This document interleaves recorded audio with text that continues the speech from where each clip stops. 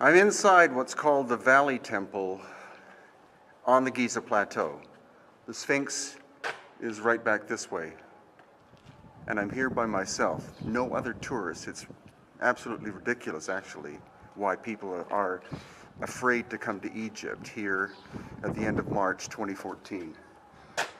These stones, basically all of them, are rose granite from the Aswan quarry, which is 500 miles away.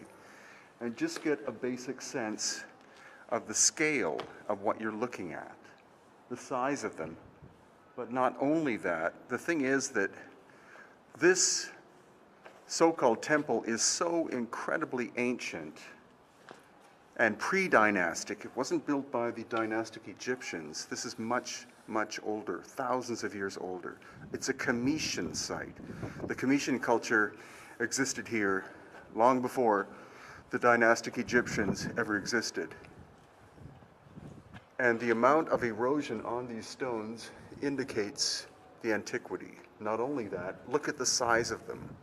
500 miles away is the quarry. How were these stones moved here? And how was the level of precision achieved? Such as this example in a more black granite. It's been measured by engineers. The surface, in some cases, is within 2/10 of 1 inch in being perfectly flat, and possibly even finer than that. An astonishing achievement.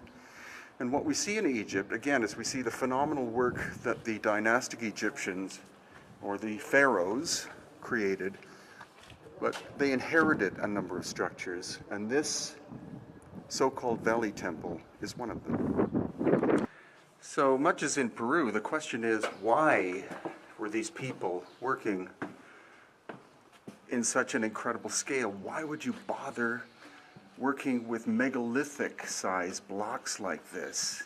And the answer isn't simply because they could, though the answer is simply because they could.